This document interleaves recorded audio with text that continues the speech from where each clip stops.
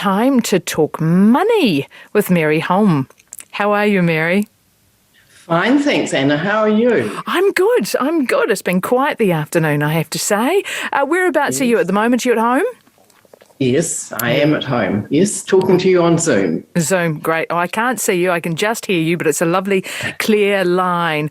Now, you're going to talk to us about KiwiSaver, and I was mentioned earlier, there was an article in the paper today about someone who had their money in a conservative fund losing more than the growth fund. So I'm sure you can tell us why that happened. Yes, I can. It's actually, that's the subject of one of the letters. I have received, and Jessie has received a whole lot of emails, and I have for my Herald column as well, people worrying about what's happening to their KiwiSaver accounts at the moment. And I sent some back into you to read out. Okay. Would you like me to? Yeah, sure. Well, we'll take it from the top, Mary. The first one is from Tim. I stupidly put $300,000 from my house sale into a conservative managed fund with my KiwiSaver provider. My KiwiSaver fund was doing so well before. The conservative fund seems to invest mostly in international interest and has lost $15,000 so far. I will need it for a new home around September, October, so now wondering what to do with it. Do I leave it and hope, or get it out and suffer the loss, which will be a hard loss? Yeah, poor Tim. I can appreciate his worries there. Now, Tim's made a mistake that is so common. Funds called conservative funds are not the most conservative of the KiwiSaver and other managed funds. The ones that are really low risk are called defensive, and they have less than 10% shares and property in them. They're, basically low-risk investments, whereas conservative funds have between 10 and 35% of shares and property in them. So they can, they can be 1/3 shares. Right. That's something that people just don't realise, sadly.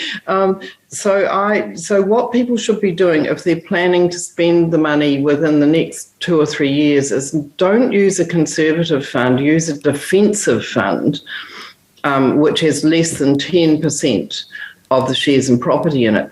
What's more, though, we've got a problem going on at the moment. Defensive funds have got less than 10% of these higher risk assets, but a lot of them have a lot of bonds in them. And bonds are at the moment losing value. People have a bit of trouble getting their heads around it. They're like bank term deposits, basically. You put X amount of money in, and at the end of the term you get your money back, and in the meantime you get interest on it. But what's been happening with bonds is that a fund that holds bonds holds some of those bonds they might have bought last year or the year before. They might be 3 or 5 year bonds, and they've got low interest rates on them. Suddenly it looks like a low interest rate because interest rates have been rising in the markets. And so these older bonds are sitting there in the funds with low interest rates on them. And that means those bonds are actually worth less money. And the fund managers have to every frequently value their funds, say to their investors, okay, here's what your units in the fund are worth at the moment. And the value of those units is being dragged down by the fact that old bonds that are sitting in the funds are at low interest, so their value has gone down. It's a little bit hard for people to get their heads around. To get to the sort of key points here, what people who've got money they want to spend in the next 2 or 3 years are best to go into a cash fund, which is one type of defensive fund, but it's ones that are invested only in cash. And you can find them if you go to the Smart Investor tool, Smart Investor, it's called, on the Sorted website. You can find on that funds that are called cash funds, and then you've got to take a step and check that, in fact, they hold only cash, not bonds, because bonds at the moment are not doing well, all as a result of interest rates rising is what it amounts to. So I hope that it has got too confusing. We can talk about it a bit more as we go through these questions, perhaps. But for Tim, who's got his money from a house sale and wants to put it into a new house around September or October, and he's put it into a conservative fund and the balance has gone down, I would say he could take the lot out now and put it into either a cash fund or just good old bank term deposits. But he might want to do half and half, because we don't know whether conservative funds are going to keep losing value. They might recover. There's no way to tell what the market's going to do next. So sometimes I think in these situations do half and half. So perhaps take half of it out and put it in bank term deposits. Or no, he can't do that. He's in KiwiSaver. So he'll have to move it to a cash fund. Find a fund that's called a cash fund and actually only invests in cash. So you've got to go on to the Smart Investor tool to check that a cash fund you're looking at actually only invests in cash, because some of them fib a bit. They call themselves cash funds, but they've got other investments in them. So that's my suggestion for Tim, is to move either half or all of his money into a cash fund. He might want to leave half where it is in the hopes that it might recover in the meantime. We just don't know. So speaking about the bonds, there was the email from John, yes, which covers this a little bit. Something I've noticed, and you'll be aware of this too. The conservative funds have fallen more than the growth funds. This would suggest to me that we shouldn't have had the money in conservative funds in the first place. And there's a mention about the ANZ investment summary of April 22. Yes. Yes, he sent us an ANZ's list of recent returns, and sure enough, they show that the 3-month and 1-year returns are worse. There's been a bigger drop in the conservative funds than in the usually higher risk growth funds. But if you look across at 1-year, 3-year, 10-year returns, they are much higher in the growth funds and lower in the conservative funds. The conservative funds in the long run are much more conservative, but at the moment they're taking a bigger dive than the growth funds. And that's because of what we were talking about. Because interest rates have risen so fast, it's meant that the funds that hold old bonds at lower interest rates are hurting at the moment. It'll come right. It's an unusual situation, and generally speaking, I just say to people, just stick with it. It will come right. Don't move your money now after it's made a loss, because then that loss becomes real to you. Whereas if you stick with the fund, it will come right. These are unusual circumstances, what it all amounts to there. Of course. There is this one from Kathy about market timing. I'm a 69-year-old, still working full-time, but not sure how long I will continue. I belong to a balanced fund. Over the past months, my KiwiSaver balance has dropped. Am I best to withdraw a majority of the funds and place on bank deposit until the market improves? I need to protect the balance, as I won't have many years to build it up again. Yes, and now the key phrase that catches my eye in Kathy's message is, she says, until the market improves. So she's wanting to put her money in the bank until then. The trouble is we never know until afterwards that the market has improved. You see the markets fluctuating day by day, and you see, the market's got a bit better today, but will it go back down again tomorrow? And this is what always happens to people. They wait until the market's really showing clear signs of improvement, that it's not just wobbling around. And by then they've missed out on the gains that are happening again. People trying to time markets like that, it looks so obvious. You say, I'll take my money out when the market goes down, and as soon as it starts going back up again, I'll put it back in again. But nobody, not even the experts, can pick when the market is actually starting to improve. It's only after it's improved quite a lot that we can be fairly confident it's on the up and up. And by then, people have missed out on that gain. So don't try to time markets, Kathy. Allocate your money according to when you're planning to spend it. If it's within the next 3 years, put it in the lowest risk cash funds. If it's between 3 and 10 years, put it in middle-level funds, and if it's more than 10 years, then put it in the higher risk growth funds if you've got the courage to put up with the ups and downs in the meantime. That's the basic rule. Right.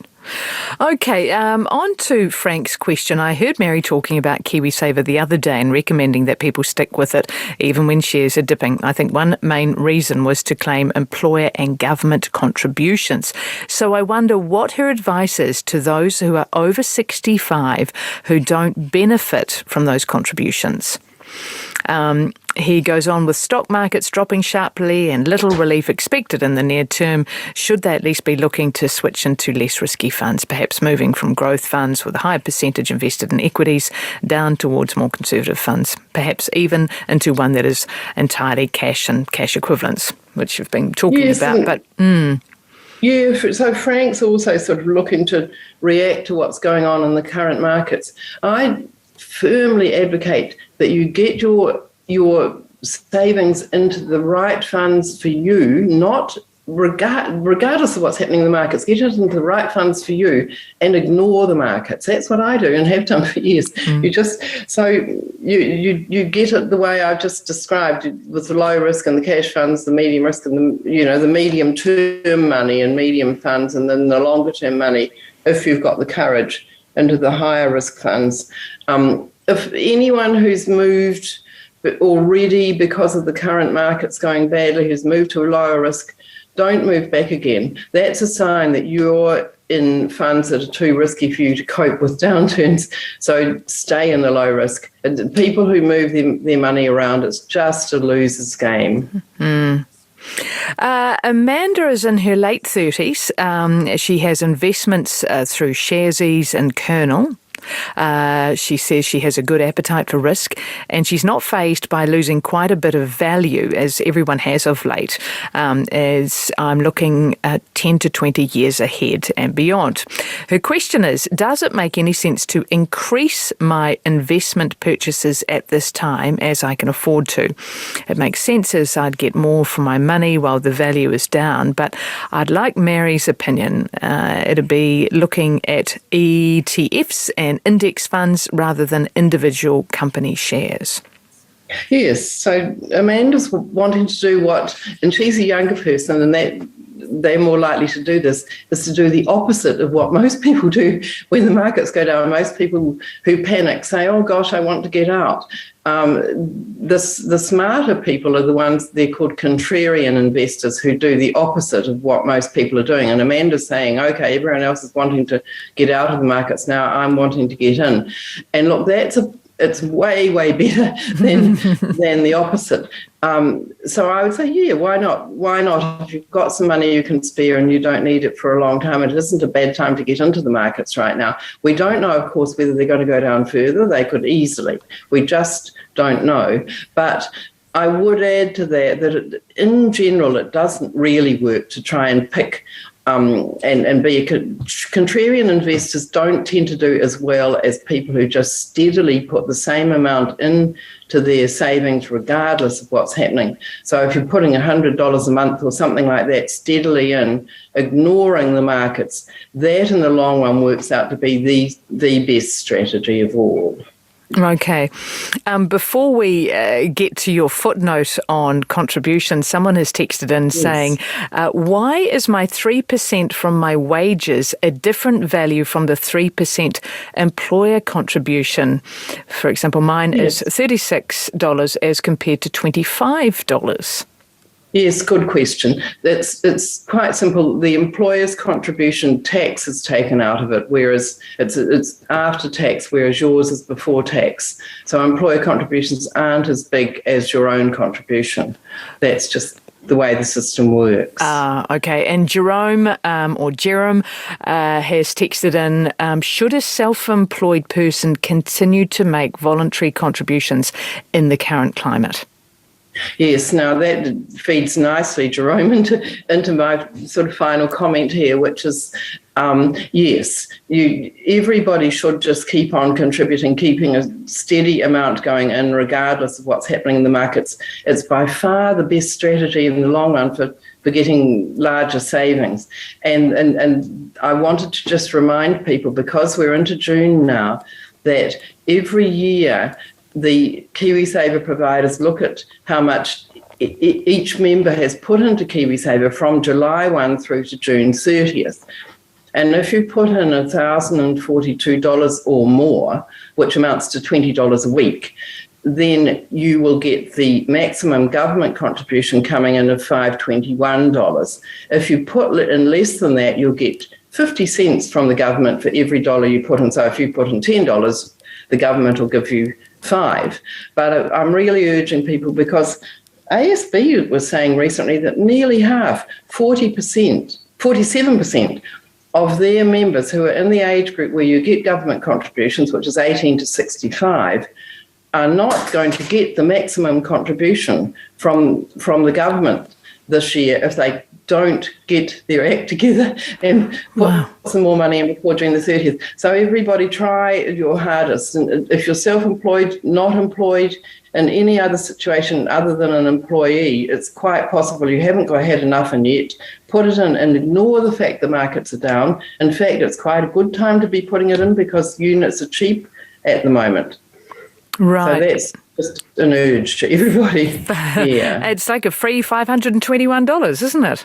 Why would you? It is. Yeah. And over the years, that can add up. Sitting in your KiwiSaver account and accumulating returns on it can add up to thousands more dollars in retirement.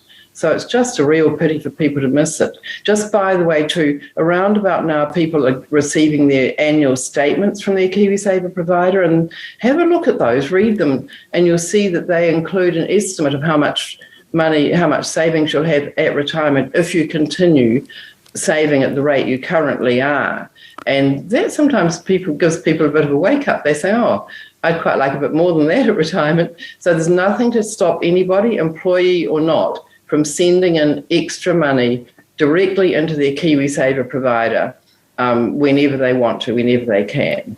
And a good opportunity as those statements come in to shop around, have a look at other providers. Really good point. Yes, I mean, in particular, I've always had a thing about high fees. The KiwiSaver providers that charge higher fees tend to, they don't do better than the ones that charge low fees, to put it simply. So the first thing to do is make sure you're in the right risk level for you. And the KiwiSaver Fund Finder on the Sorted website will show you, there's a little tool there to help you work out if you're at the right risk level for you. And then the next thing to do is get the right provider for you at that risk level, and the fund finder will help you do that too. And I strongly suggest you go for one of the ones that charges the lowest fees. Right. Okay. Check that one out. Mary Holm, thank you so much for joining us this afternoon. Some really valuable information there. Lovely chatting with you. You too. And Mary Holm comes to us every Thursday with her advice, financial advice. Really interesting points there.